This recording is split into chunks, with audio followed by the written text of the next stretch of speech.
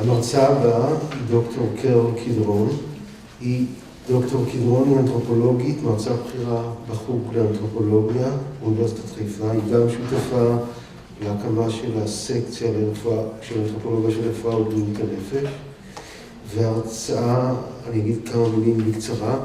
דוקטור קדרון עשתה עבודת מחקר אתנוגרפית בארץ עם בני הדור השני והשלישי לניצולי שואה בקנדה, עם הדור השני של רצח העם בקמבודיה, ובקמבודיה עם ניצולים, עם ילדיהם בני הדור השני, והיא תרצה את הרצאתה באנגלית, ואני אתן לה להציג את הכותרת, ותכף תבינו למה. תודה רבה. תודה רבה. תודה רבה על ההזמנה, מיכל וטובה, וברכות על הכנס הפורץ דרך, וממשיך את דרכנו גם בחיפה, והכוונות שלנו גם כן לפתוח בתחום החשוב הזה. אני רק...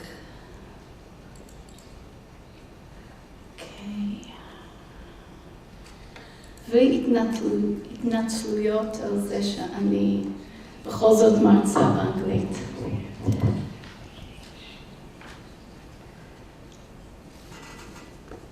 During my last week in Phnom Penh, Cambodia, I attended the mental health fair at the Royal University.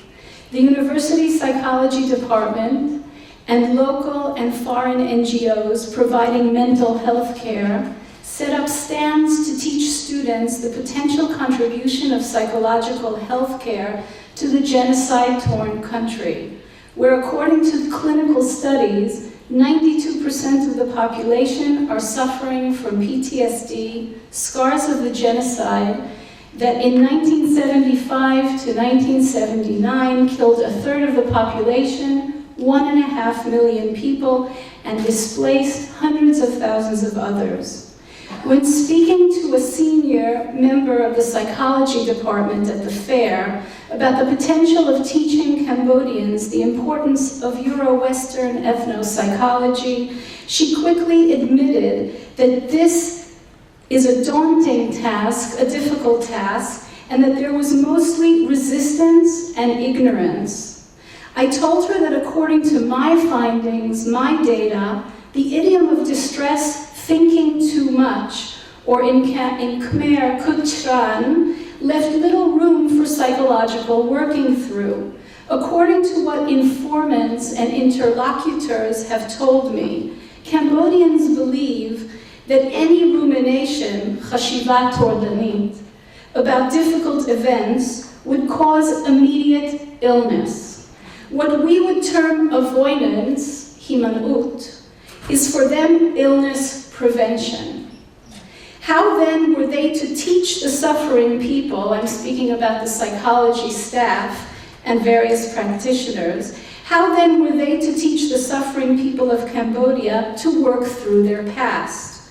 To my great surprise, the psychology professor and genocide survivor's eyes filled with tears, and she said, "Even for me, it is still difficult. After all my years of studying psychology abroad and clinical work, I resist speaking about my past. Not even with my children, I am still struggling to learn how to do this. And when I do, yes, kutran, too much thinking, I am ill. But I am trying to understand too why this is the better way. For some, it will be impossible. For others, they may change." In this moving text, the psychologist marks for us the lived experience of global processes of hybridization. Like other NGO memory brokers and mental health practitioners that I met, they are at once the vanguard of social change in their country, while also struggling to be the first to come to terms with what Singh terms the friction or chikuch of localization, vernacularization.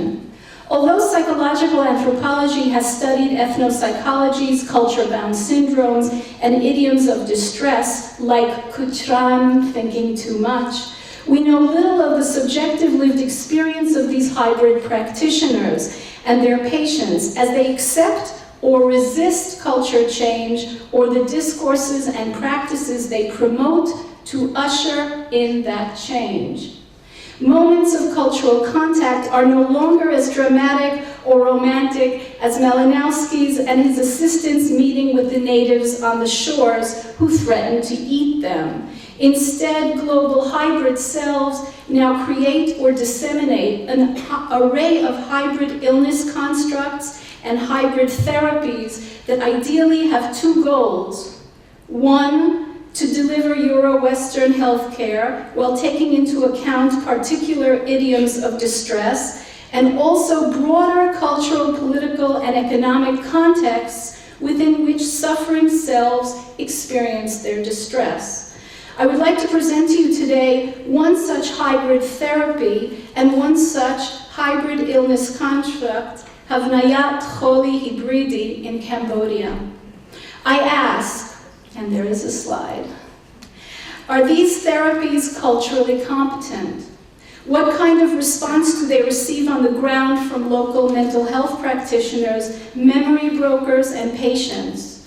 Do they mark the organic bottom-up rather than imposed emergence of new global hybrid selves in search of hybrid forms of healing? Or do these therapies imposed by foreign and local elites reflect essential friction, again, chikuch, between Euro-Western and Cambodian ethnopsychologies? Is there incongruence between conceptions of selfhood, illness, distress, and healing?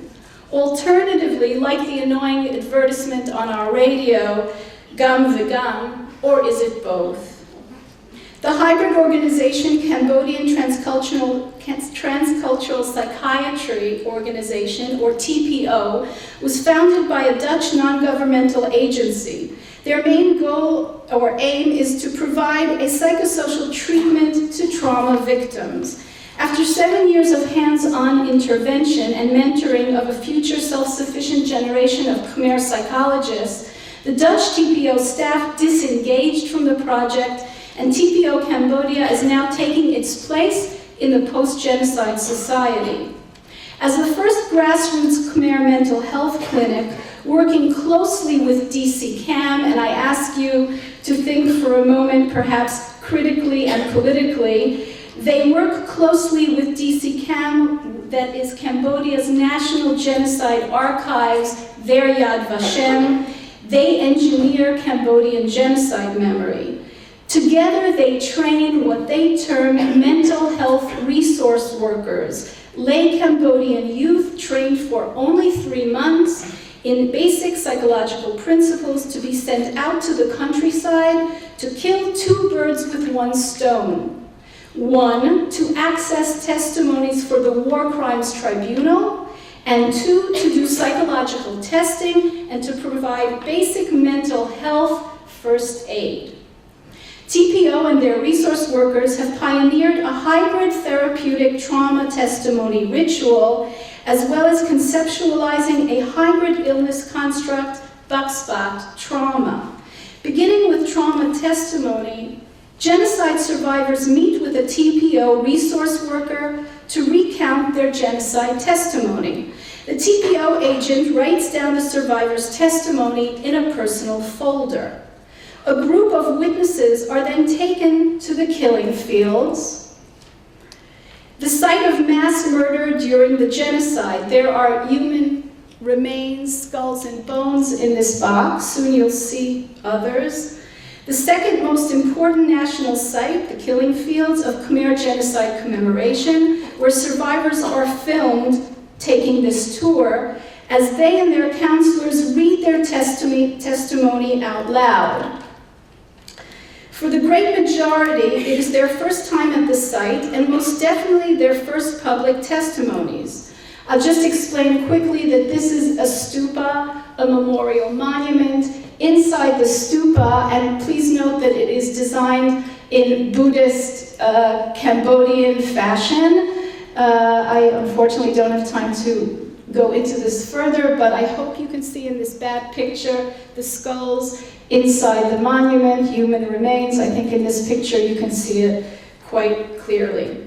The survivors then attend a commemorative ritual at a collective monument for genocide victims containing human skeletal remains, that's what you saw previously, of countless anonymous genocide victims where they light incense in memory of the dead. The final stage of the testimony therapy ritual takes place in a Buddhist temple, and that's over here, where TPO resource workers read the victims' testimonies out loud, again to the audience of monks, priests, witnesses, foreign NGO advocates, and foreign donors, obviously a camera crew and TPO staff.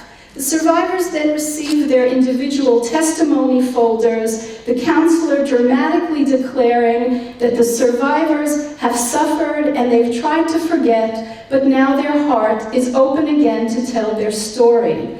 Kneeling before the monk, survivors exchange their folder story for purification, blessing, and merit. The monk who accepts the testimony places a red band on their arm to ward off the evil spirits of the angry dead. Survivors are then purified with holy water and released from their traumatic suffering. The testimony video clips are distributed to various NGO websites dealing with mental health and/or genocide prevention. At first glance, as Igreja and his colleagues have shown, cross-cultural success of hybrid trauma therapy in Cambodia, Mozambique, and Sri Lanka, we might claim culturally competent translation and adaptation of Euro-Western forms of commemoration and talk testimony therapy. We have local Cambodian practitioners collecting the survivor tales, who we can assume might be sensitive to particular cultural Cambodian emotion work. We have memorials at monuments designed exactly like traditional reliquaries, traditional memorial towers for the familial dead. And finally, we have a Buddhist ceremony with Buddhist clergy, entailing particular Buddhist meaning world and emotion words like release or past suffering, rather than working through or commemoration and the related ethos of Hansacha, commemoration, perpetual and permanent present of the past in the present and future, we might claim that this ritual does emphasize release rather than the permanent presence of the past. I would like, however, to point out various points of friction between the Cambodian meaning worlds and ritual practices and the above trauma therapy. According to the idiom of distress kutshran, or too much thinking, what we might term chashivat tordanit, or ruminations, about the traumatic past is the cause of illness. Unlike the cases depicted in the very recently published review of Too Much Thinking in Social Science and Medicine, somatization, feeling ill when thinking about traumatic events, is not an outcome of trauma, as in the case of PTSD-related ruminations or flashbacks, but the cause of illness that can be avoided by what we term avoidance and denial. Cambodians avoid thinking and most certainly speaking about the genocide, as described by Harvard psychiatrist Devin Hinton in his work with Cambodians in Boston. My informants and interviewees describe frequent visits to the pagoda to learn mindfulness, to avoid too much thinking and illness. Sites of mass death are considered extremely dangerous places, haunted by those who suffered bad deaths, who have never been redeemed through the ritual process of cremation, you saw the skulls, and Buddhist funerary prayers that can release the soul so that it may continue on its path to reincarnation or samsara. My interviewees, both villagers and educated NGOs, avoid these sites like the plague. Traditionally, commemorative stupas only house cremated ashes of familial dead, and never the main skeletal, the human skeletal remains, or any remains, for that matter, of an entire collective massacre. Ancestor veneration at private stupas do not commemorate the historical events in which loved ones died, but rather sustain the network of active kin relations by perpetually requesting merit for the living and providing merit for the dead. In great contrast, cosmologically, the new collective stupas with skeletal remains of genocide victims cannot be liberated without cremation and veneration by family members. Without cremation by family members, the dead cannot receive or provide merit and continue on the path to redemptive rebirth, forever haunted by their loved ones. The ritual itself creates a shatnez, a failed translation and failed hybridization. The monk's ritual act of blessing the testimony text and releasing it is an adaptation of traditional ceremonies in Cambodia termed bang skol. Families do bring rice and other gifts to the monk, who as mediator between the living and the dead allow for the exchange of merit, where the dead might continue on their path to samsara. The manner of death or the historical events surrounding the ancestor's death is never recalled in the traditional ceremony, never recalled and never commemorated. From the point of view of the Khmer meaning world, if one hopes to move forward towards a better incarnation, why would one wish to recall a bad death, an outcome of bad personal karma? In contrast to Halamat Hamet, the nationalization that occurs so familiarly here in Israel, as a valorized martyr or victim of commemorated collective processes here in Israel, the Cambodian Buddhist way is for every family to make their dead, not the events surrounding their death, to make their dead present, not the events of their death, in order to guarantee the familial and personal well-being.